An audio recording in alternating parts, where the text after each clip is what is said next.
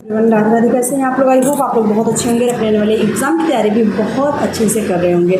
तो अगेन आप सबका चैनल पे बहुत ज़्यादा स्वागत है। अगर आप लोग पहली बार चैनल पे आए हैं तो प्लीज़ सब्सक्राइब जरूर करिएगा, वीडियो को शेयर करिएगा अपने फ्रेंड्स फैमिली ग्रुप में, ताकि उनके लिए भी ये वीडियो हेल्पफुल हो सके। और आप मेरी ये वीडियो यूपी के किस जिले से देख रहे हैं कॉमेंट सेक्शन में ज़रूर बताइएगा। कोई भी आपका क्वेश्चन हो किसी भी पद से रिलेटेड, सेवा योजना पोर्टल से या किसी भी चीज़ से, तो आप लोग कॉमेंट सेक्शन में मैसेज कर दिया करिए। मैं किसी वीडियो के माध्यम से या फिर होगा पॉसिबल तो मैं कॉमेंट में ही आपके मैसेज का रिप्लाई कर दिया करूँगी, ठीक है। तो पूरी वीडियो देखिएगा, स्किप नहीं करेगा। आज की वीडियो ये बहुत ज़्यादा इंपॉर्टेंट है सभी कैंडिडेट के लिए, चाहे वो मेल हैं फीमेल हैं, सभी के लिए ये वीडियो बहुत ज़्यादा इंटरेस्टिंग और बहुत ज़्यादा इंपॉर्टेंट यूजफुल होने वाली है, ठीक है। इस वीडियो में मैं आपको यूपी समाज कल्याण विभाग द्वारा जो भी आपकी टीजीटी पीजीटी की भर्ती आई है, विभिन्न पदों पर भर्ती आई है, उसकी चर्चा मैं करूँगी। मेरिट पे आपका सिलेक्शन होना है, संविदा बेस्ड आपकी भर्ती है यहाँ पे, अर्ध सरकारी नौकरी, यानी कि आपको यहाँ पे कोई एग्ज़ाम नहीं पास करना है, कोई सिलेबस नहीं पढ़ना है, किसी तरह का इस चीज़ों को आपको फॉलो नहीं करना है।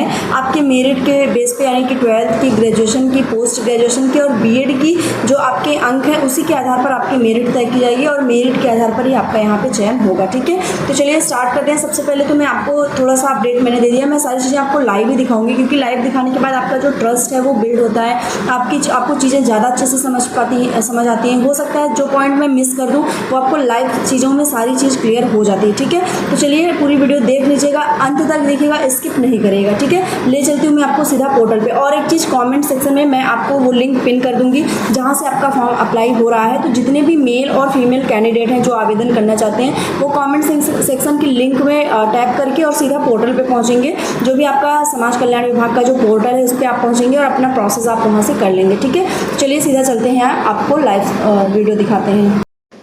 तो कमेंट में जो मैंने लिंक दी है वहाँ से आपको इस तरह की वेबसाइट पे पहुँच जाना है, जहाँ पे आपको देखेंगे कि आप ये गवर्नमेंट ऑफ उत्तर प्रदेश यानी उत्तर प्रदेश सरकार की आपकी ऑथेंटिक वेबसाइट है, जहाँ पे समाज कल्याण विभाग उत्तर प्रदेश लखनऊ द्वारा संचालित जयप्रकाश नारायण सर्वोदय विद्यालय पूर्ववर्ती राजकीय आश्रम पद्धति विद्यालय में आपकी ये भर्ती आई हुई है। आप लोग ध्यान देंगे, ये आपका एक ऑथेंटिक ऑफिशियल वेबसाइट है, किसी भी तरह की फेक चीज़ें यहाँ पर आपको नहीं मिलती हैं। यहाँ पर आपको जो भी प्रोसेस है वो मैं आपको दिखाती हूँ, जहाँ से आपका स्टार्ट होने वाला है प्रोसेस। तो सबसे पहले आपको यहाँ पे 3 डॉट पे क्लिक कर देना है। साइड में आपको 3 डॉट दिखेगा, जैसे ही आप यहाँ पे क्लिक करेंगे आपको होम का ऑप्शन आएगा।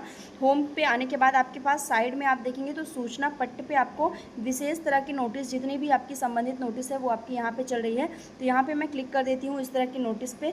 यहाँ आप देखेंगे कि जो भी आपका फॉर्म है वो इस तरह से होगा, यानी आपको यहाँ पे समाज कल्याण विभाग उत्तर प्रदेश लखनऊ द्वारा संचालित जयप्रकाश नारायण सर्वोदय विद्यालयों में PGT TGT resource person empanelment में शामिल होने के लिए सत्र 2026-27 हेतु ऑनलाइन आवेदन प्रणाली का ऑप्शन दिया गया है।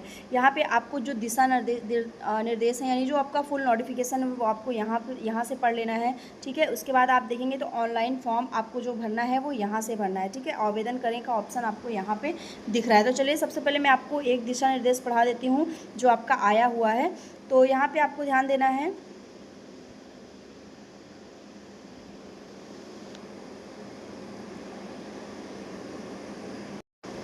कुछ इस तरह की नोटिस आपको मिलेगी जो आप दिशा निर्देश पढ़ने के बाद क्लिक करेंगे। तो यहाँ पे आपको सत्र 2026-27 में शिक्षण कार्य हेतु विभिन्न विषयों यानी कि पीजीटी और टीजीटी के लिए इम्पैनलमेंट तैयार किए जाने हेतु दिशा निर्देश दिए गए हैं, जहाँ पे आपको रिसोर्स पर्सन इम्पैनलमेंट हेतु अर्हताएँ जो हैं वो यहाँ पर दी गई हैं।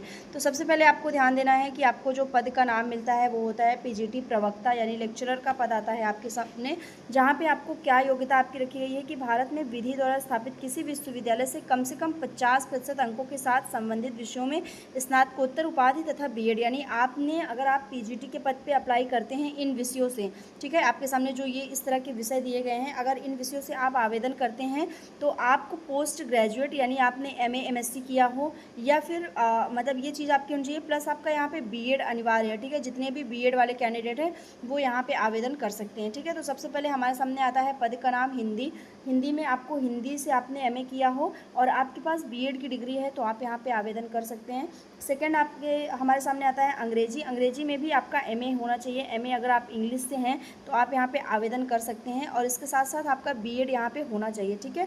इसके बाद आता है मैथ में आपका एमएससी होना चाहिए, गणित अनुपयुक्त अप्लाइड, यानी आपने एमएससी किया हुआ हो। जितने भी कैंडिडेट एमएससी हैं मैथ से वो यहाँ पे आवेदन कर सकते हैं और आपका बीएड यहाँ पे होना अनिवार्य है।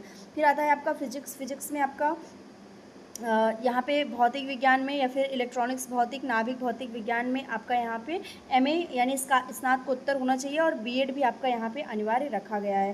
फिर आता है आपका रसायन विज्ञान, जहाँ की आपका केमिस्ट्री में भी आपका एमएससी और आपका यहाँ पे बीएड होना अनिवार्य है। इसके बाद हमारे सामने आता है जीव विज्ञान यानी बायोलॉजी, जिसमें आपको वनस्पति विज्ञान, जंतु विज्ञान, जीव विज्ञान, जैव विज्ञान, अनुवांशिकी, सूक्ष्म विज्ञान, जैव प्रौद्योगिकी, आणविक, जैव पादप कार्यक्रम, बशर्ते आवेदक ने स्नातक स्तर पर वनस्पति विज्ञान और जंतु विज्ञान का अध्ययन किया हो। यानी आपने अगर हो बायोलॉजी आपका है और आपने यहाँ पे एमए किया है या फिर एमएससी किया है, आपने स्नातकोत्तर है, पीजी आपके पास क्वालिफिकेशन है और बीएड है, तो आप यहाँ पे आवेदन कर सकते हैं।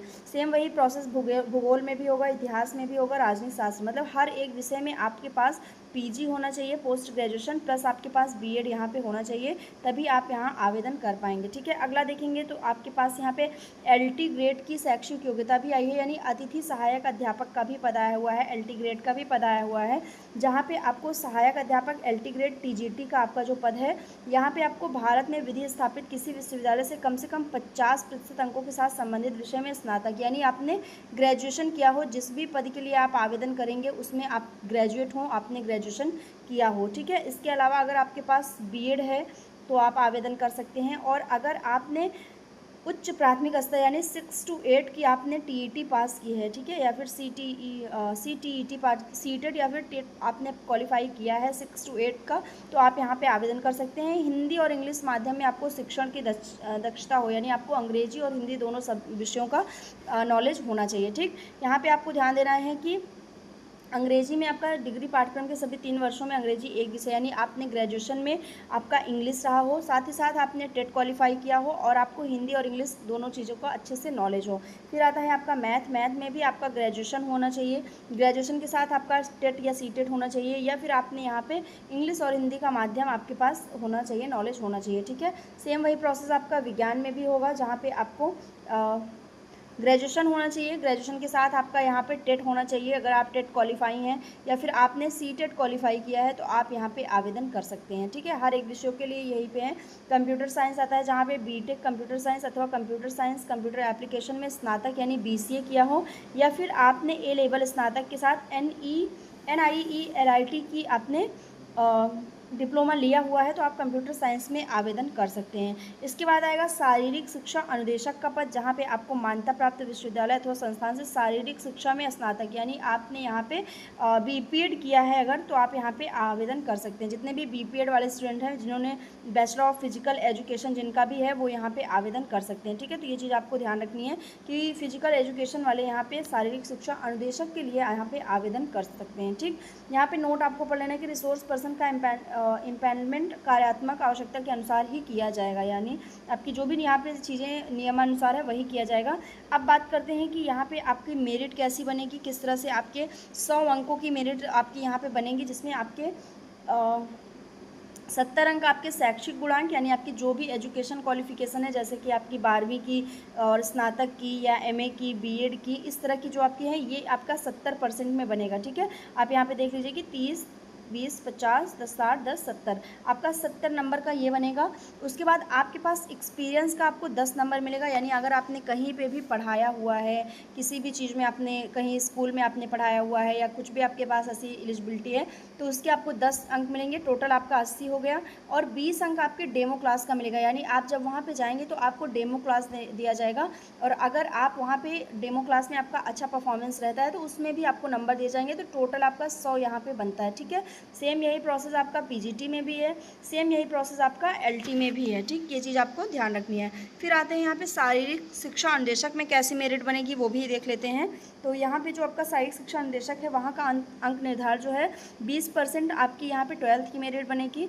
यहाँ पे बीपीएड का या जो भी आपने किया हुआ है पीई फिजिकल एजुकेशन में, बीपीएड या वीपीई जो भी किया है ग्रेजुएशन, उसकी 40 नंबर आपकी 40% मेरिट बनेगी। अगर आपने एमपीएड किया है यानी एमए किया हुआ है तो आपका 10% वहाँ पे भी बनेगा, और 10 नंबर आपके अनुभव यानी एक्सपीरियंस का भी बनेगा, और 20 नंबर आपका यहाँ पे डेमो क्लास का मिलेगा, तो टोटल आपका यहाँ पे 100 हो जाता है। ठीक है, ये चीज़ यहाँ पे रखा गया है। अब कुछ इंपॉर्टेंट पॉइंट यहाँ पे डिस्कस कर लेते हैं जो आपके नोट लिखे हैं।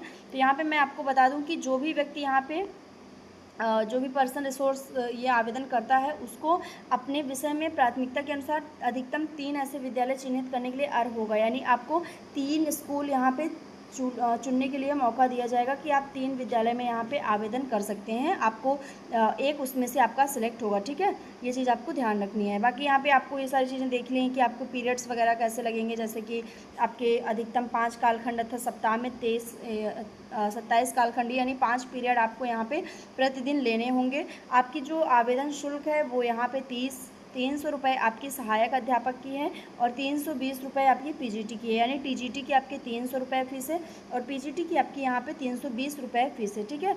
अनुभव के आधार पर भी आपको अंक दिया जाएगा, जैसे कि आवासीय विद्यालय में अनुभव रखने वाले अभ्यर्थियों को 2 अंक तथा अनावासीय अभ्यर्थियों को 1 अंक यहाँ पे दिया जाएगा। एक शैक्षणिक सत्र में न्यूनतम 3 माह अथवा उससे अधिक अवधि का अनुभव होने पर पूर्ण अंक प्रदान किया जाएगा, ठीक है।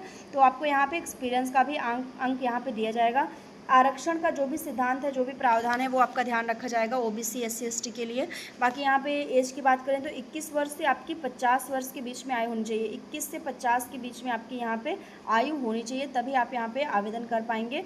और जो कैंडिडेट या 50 वर्ष से ऊपर के हैं जो अप्लाई करेंगे तो 68 वर्ष से अधिक नहीं होनी चाहिए उनकी उम्र। ये चीज़ आपको यहाँ पे ध्यान रखनी है, ठीक है। तो यहाँ पे ये क्लियर हो जाता है। बाकी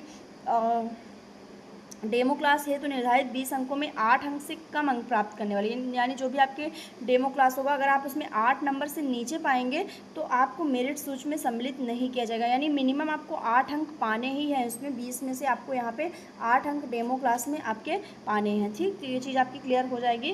बाकी यहाँ पर देख लेते हैं कि आवेदकों द्वारा ऑनलाइन आवेदन पत्र में अंक पत्रों से भिन्न प्राप्तांक भरने की स्थिति में आवेदन पत्र निरस्त कर दिया जाएगा। यानी जो भी आपके सर्टिफिकेट में है वही आपको भरना है। बाद में जब आपका डीवी होगा, डॉक्यूमेंट वेरिफिकेशन होगा, अगर गलत पाया गया तो आपका आवेदन यहाँ पे निरस्त कर दिया जाएगा, ठीक। आवेदक के अंक पत्रों से ऑनलाइन आवेदन के अंकों का मिलान करने के उपरांत शैक्षणिक मेरिट सूची बनाई जाएगी। यानी आपका पहले जब यहाँ पे आप डेटा भेज देंगे अपना, तो बाद में आपकी डीवी प्रक्रिया में आपका जो रियल सर्टिफिकेट है उससे और आपने जो नंबर भरा है उसका दोनों का मैचिंग किया जाएगा। अगर सेम नहीं आता है तो आपको यहाँ पे आवेदन से बाहर कर दिया जाएगा। इसके बाद ये सारी चीज़ें आप यहाँ पे देख ही सकते हैं। तो मैंने आपको जो मेन पॉइंट्स थे वो बता दिए हैं। यहाँ पे लास्ट डेट आपकी 18 जून है। 12 जून से लेके 18 जून तक आपको आवेदन करने का मौका दिया गया था, बहुत ही कम टाइम दिया गया था। तो जितने भी कैंडिडेट वीडियो देख रहे हैं फटाफट से अपने फ्रेंड्स फैमिली ग्रुप में आप लोग वीडियो को शेयर कर दीजिए ताकि वो भी ये आवेदन कर लें, ठीक है। कोई डाउट हो तो कॉमेंट सेक्शन में मैसेज करिएगा। मिलते हैं नेक्स्ट वीडियो में, तब तक के लिए बाय एंड टेक केयर।